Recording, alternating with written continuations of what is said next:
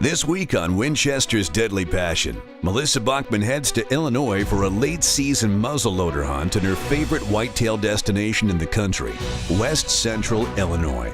Her primary focus will be hunting food plots, but with the large number of images and video from her cuttybacks, Melissa has decided to set the bar high. She's hunting incredible property, the weather is perfect, and she's done all her homework. So now it's time to let the hunting begin.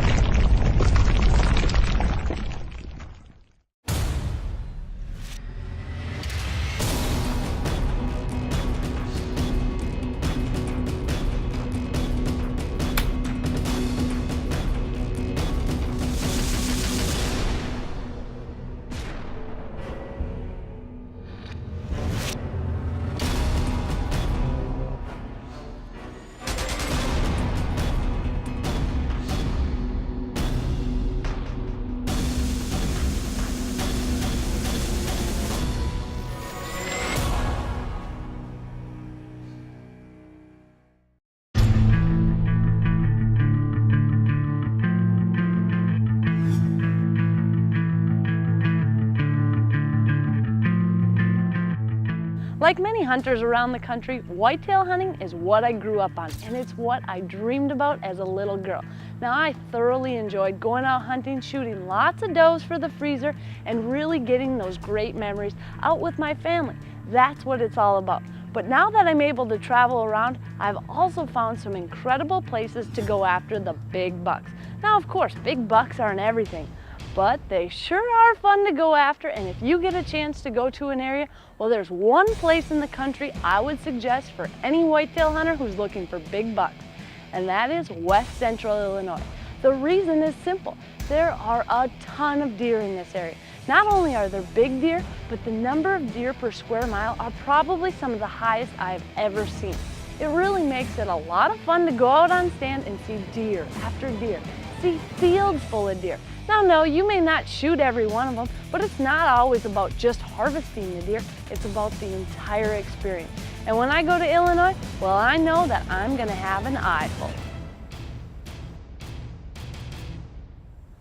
Now, not only are there big bucks and tons of deer in Illinois, but the other good thing is you get to take 2 bucks. That means double the fun. And this trip, I was headed out with my muzzleloader. Now, one thing about late season hunts are the fact that you can get out there and you can really hunt those deer when they're coming out looking for food. Now, as far as I'm concerned, 2 of the best times of the year to hunt a really big buck are during the rut, when they let their guard down chasing around the ladies, and when they're run down from the rut out looking for food.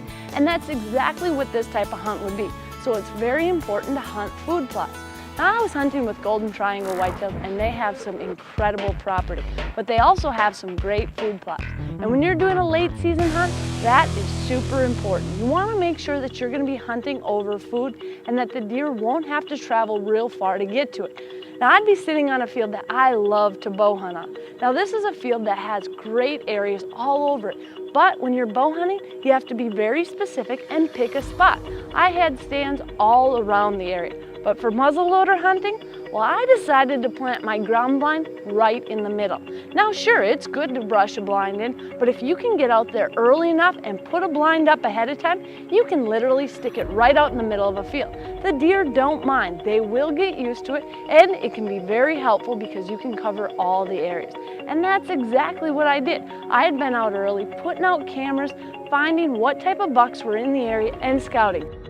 My ground blind was in a perfect location, and I was all ready for the big muzzleloader hunt. Winchester's Deadly Passion is presented by Winchester Ammunition, Thompson Center, Cuddyback Digital, Bog Pod, Cabela's, She Outdoor Apparel, and Hunter Safety System.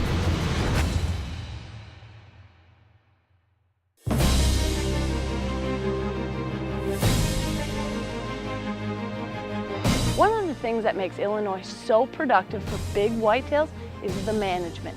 there is really a great level of people watching out and understanding what a mature deer is and waiting for these bucks to grow up.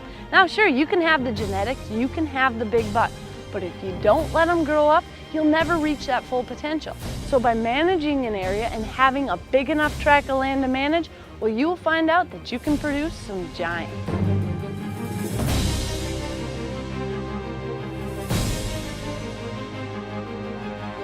Now for me, deer hunting, it's almost like a year-round sport. You're able to get out there in that January, February, March, checking for sheds, looking at the farms, watching where the deer are moving. The next thing, food plots. Tons of food plots will get planted, almost 300 acres of them. But this is key in managing a deer herd. That way, they've got plenty of food and they'll never need to leave the property. And lastly, well, those tree stands. They need to be moved, tweaked, looked at, and really, the deer sometimes will change patterns too. So the more you can get out there, check to see what the deer are doing, and move your stands accordingly, the better your fall will be. One myth I hear quite often about late season hunting is people think, well, all the big bucks are gone. That couldn't be further from the truth. Sure, there's gonna be some big bucks gone, but when the temps drop down and the cold hits, those big bucks a lot of times will come out of the woodwork, and you want to be right there on stand. The first setup I decided to try was a field that overlooked both corn, beans, kind of a mixture of everything. Sometimes it's really tough to get these food plots to grow because the deer eat them so quickly. So this time, we decided to provide a smorgasbord.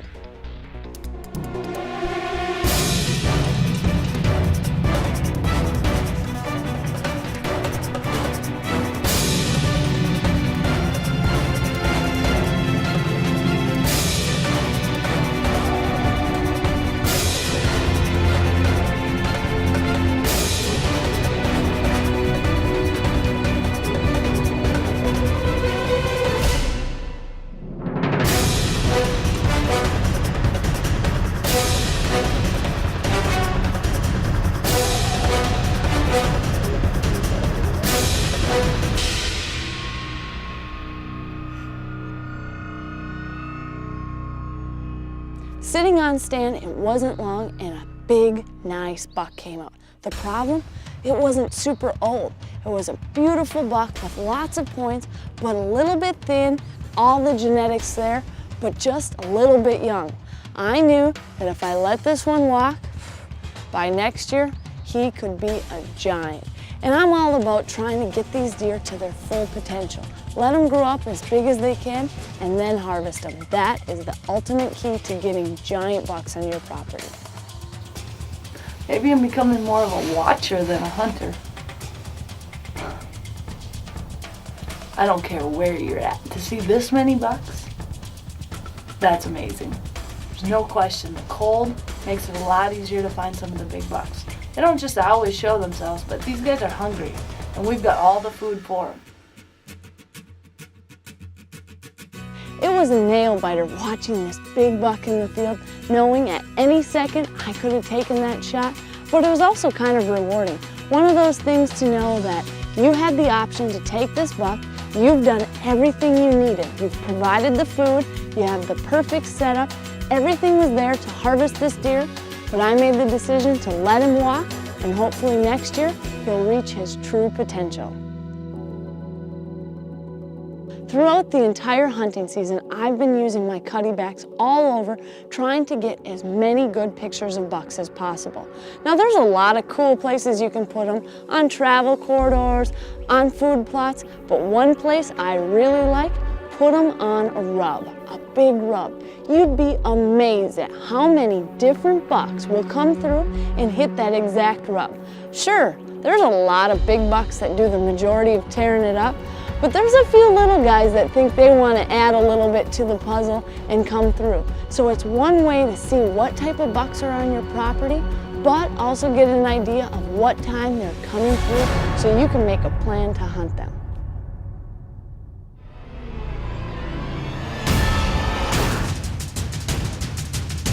Tip of the week is brought to you by Can-Am. The facts say a lot, but the ride says it all. Late season can be one of the best times of the year to hunt, but you gotta be able to stay warm and be able to stay out in those conditions. Now today, it's snowing, sleeting, but it should be a perfect hunting day. Now there's one trick that you can do, not necessarily bulk up to stay warm, but actually start thinking smarter. So what I use to stay warm is a variety of different things. First off, I love using the neck gaiter, always have. But with the Hot Mox neck gaiter, they have a slot that you can drop a hot hands in and slide this neck gaiter on, and it'll keep the warmth exactly where you need it. Now the other place you want to keep the warmth in, on your head. And this hat has a flap inside, another place to drop your heat source. Now you can leave it right inside on your head to keep you warm, or you can drop it down and have a second heat source on your neck, which can be helpful in some super windy conditions. Now the other thing that has a tendency to get cold when you're out there late season is your feet. Your feet can freeze really quickly. So Hot Mox has come out with a little bootie that's small enough that can fit right in your backpack. With this one, you simply open up the slot, drop your heaters in, and your toes will stay extremely warm all day. So there's no question, late season hunting can be some of the best times out there. But you want to stay warm? Figure out how to beat Mother Nature at her own game. Use an external heat source on the perfect locations, and you too can stay warm and have the great parts of a late season hunt. Winchester's Deadly Passion is presented by Swarovski Optic, North American Hunting Club, Rage Broadheads, Matthews, Can-Am,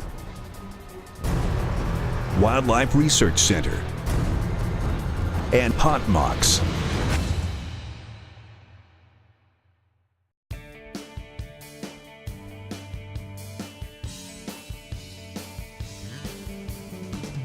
On this hunt, I was out filming myself. Now it can be very difficult to do at times, and there are certain hunts that are nearly impossible. In fact, I had just done a New Mexico elk hunt. That was tough. Spot and stock filming yourself. Well, this hunt, I would be in a ground blind, so I was hoping it would be much easier.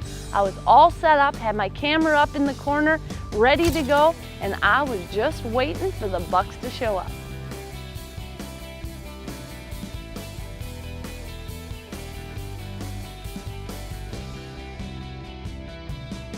As a hunter, one of the most difficult decisions can sometimes be to take the buck or not. I've had beautiful, nice bucks in front of me today. It has been absolutely gorgeous, but I also have those cutty back images in my head of the giants that have been coming through here. Some of them at night, some of them during the day, but the point is they're living here. So with all that on my mind, I decided to let this buck walk. As beautiful as he was, he's only gonna keep getting bigger, and maybe next year he'll be right at that level where he's the perfect time to take him. There are those bucks that are easy to pass and those bucks who aren't. This guy, he gets one of those bucks who are not easy to pass. I just let a giant walk. For now I pass. Tomorrow might be regretting time.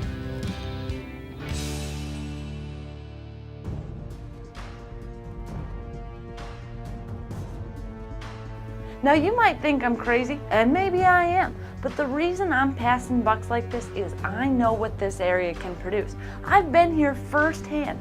In fact, just a couple of years ago, I had a 202-inch buck get pushed to me by a pack of coyotes. Now, if that wouldn't keep you holding out for some big bucks, I don't know what would. I had beautiful pictures. I've seen the bucks in this area, so I wanted to make sure that I was holding out for a true giant. Now, it doesn't happen every year, but if you end up shooting a smaller buck, well, he'll never grow into that big boy. Half the battle is just being patient and having the confidence in the area that you can pass these types of bucks, let them grow up, and hopefully a bigger buck will be around the corner.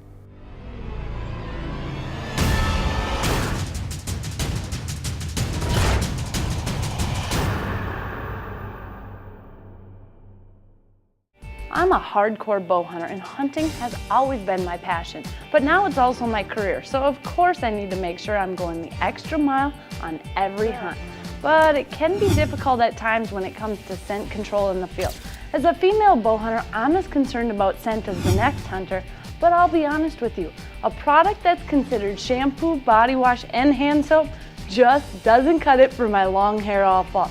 Sure, it works for a while, but it gets to the point that people may think I'm starting to grow dreads because it becomes impossible to comb and extremely dried out. Finally, there's a company that's taken salon quality shampoo and conditioner and made it especially for women hunters. The line is called Just for Does. They have volumizing shampoo, moisturizing conditioner, nourishing lotion, and silkening body wash, plus chapstick as well. All of course are scent-free and will help your chances at bow hunting success this fall. They've also recently come out with a line called Just for Bucks as well. So the guys, well, you haven't been left out and you too can stay scent-free and continue looking good this fall. At only $12 a bottle, you'll have all the advantages of staying scent-free without all the unattractive side effects. If I can keep my hair in line hunting for 5 months straight, I think that speaks for itself.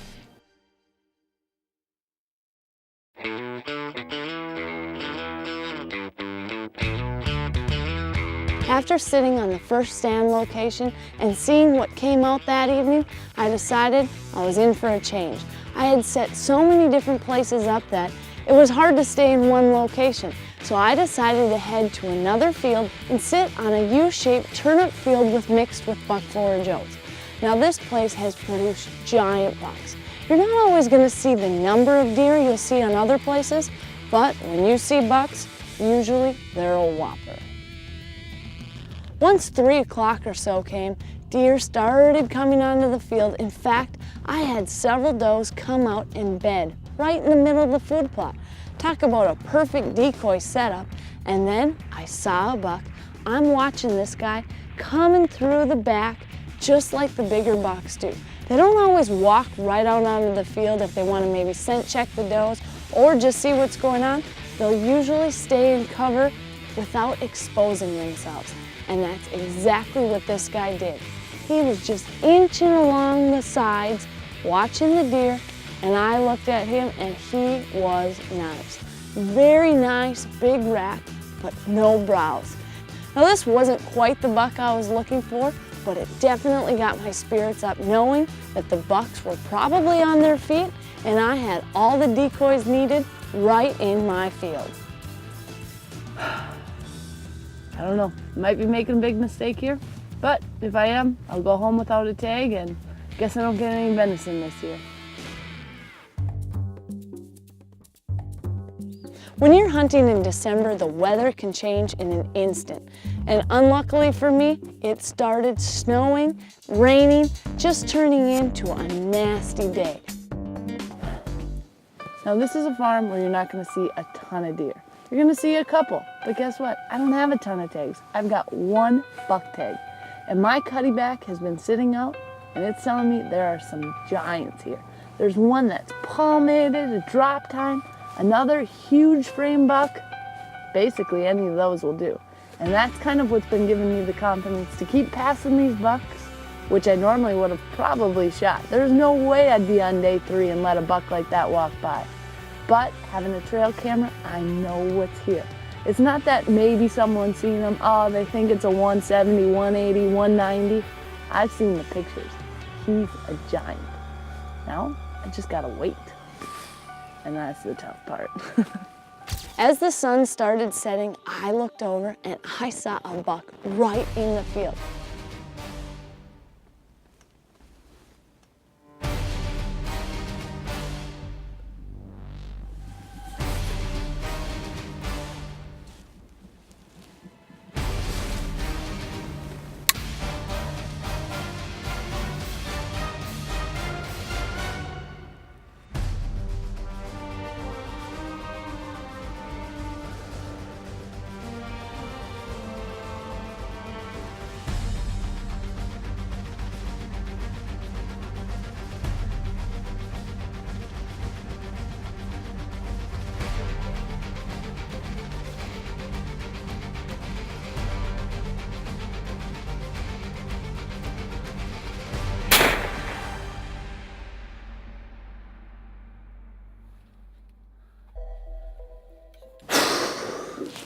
That was so cool. It's almost at the end of shooting light. Any other producer in the world would have probably said, no goat, you're not shooting. But lucky for me, I'm on my own on this one. That is one beautiful buck. Wow, not only is this an absolute beautiful buck, I filmed the whole hunt myself. This is not one you pass. This guy came into turnips about 10 minutes from dark, and he's just got all points. This is what deer hunting's all about, waiting for the buck you've been looking for. Something like this, no one in their right mind could pass this guy. He's coming home in my truck. Wow. Well, this big boy was definitely worth the wait. Scoring 174 inches, this buck was a true trophy. And the thing is, I had just a wonderful hunt all the way leading up to it. I saw a ton of great bucks. Even if I didn't end up with a deer, I would have been happy. But a buck like this, well, now my answer is simple when people ask where my favorite whitetail hunting destination in the country is. Golden Triangle Whitetails in West Central Illinois. Can you blame me? At this one place, I've been lucky enough to take a 202-inch buck with my bow after a pack of coyotes chased an entire field of deer to me. A 174-inch whitetail with my muzzleloader on this late season hunt. A 164 with my shotgun after I filmed them for nearly 9 minutes earlier in the season just outside of bow range, and a couple other beautiful bucks along the way as well. This is proof that if you're willing to put in the time scouting, hunting, planting food plots, and you find quality hunting land, the sky's the limit when it comes to big bucks in Illinois. Coming up next week on Winchester's Deadly Passion, Melissa heads to South Africa for some up-close and personal encounters. We're talking every animal inside 20 yards. She's camping out in her own little dungeon, and the animals are literally streaming by. Everything from blue wildebeest to kudu to warthogs and impala. Not only is the hunting incredible, but the views are absolutely breathtaking.